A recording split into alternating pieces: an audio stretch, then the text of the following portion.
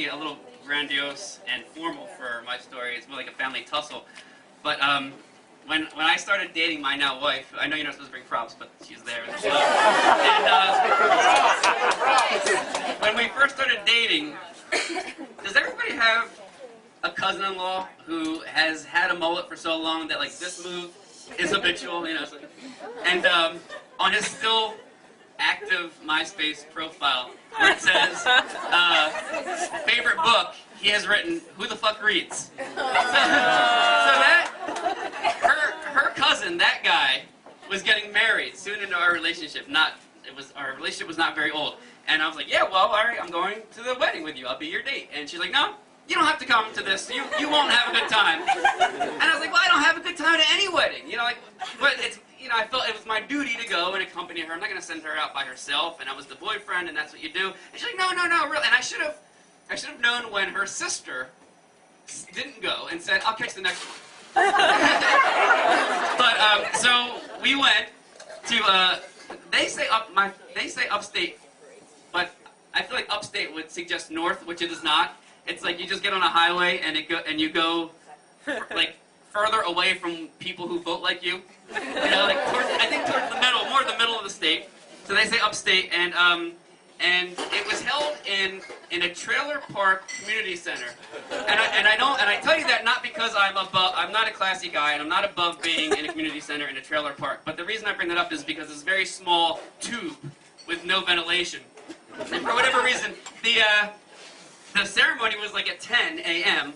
and the reception was at like 6 in the same spot. So, you know, we're just in there and everybody smokes. You know, so you can imagine, and it was freezing cold, so I'm just like sitting there, and every once in a while, like go to the door, like, and we go back in, and so you know, it was fine. I had a lovely time meeting some family members that I hadn't met before. But and did I tell you guys that the wedding party consisted of, I think, her maid of honor was just her sister, who was a very, very tough woman, very tough, very masculine woman, and she was wearing a blue button-down shirt and khaki pants, which at the time was like the Blockbuster uniform, you know. And so anyway, towards the end of the ceremony, there was a tradition that I didn't know about. I don't know if it's an old tradition or it's an upstate tradition or whatever, but the bride was in the center of the dance floor, and all family members and friends created a circle. And do you guys know about this? And held hands, and they're, you know, kind of parading around the bride. It was very nice, and you know, it's kind of like we're all. And the job of the groom was to break that chain, was to get from the exterior of it to the interior to get his bride. And I'd never heard of it, but like, yeah, I'm game. So we're playing, and he's standing like someone ready to double dutch. You know, he's like kind of like waiting for his moment. And I thought it was just kind of a formality. Like, okay, when he's ready to go, we go, and he takes his bride. And I don't know if it was a coincidence or not, but he chose to try to go between the hands of the maid of honor and her girlfriend, which very shortly was obvious to me that either, I don't know if they didn't like him or they didn't like men or whatever, but they held on, like that circle closed around her, and they held on for dear life.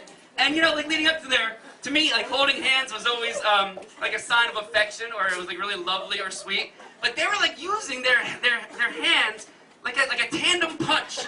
They're like clobbering him, and he's like, you know, and he comes up with his transition glasses, like all like he was just battered.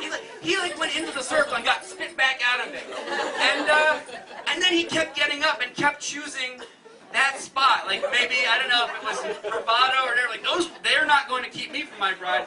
And you know, I'm like, you know, right here, you know, like raising our hand.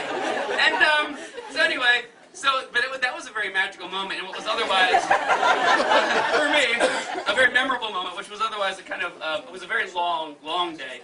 And so I learned that day in the trailer parks, community center trailer, to trust and listen to the advice of my wife.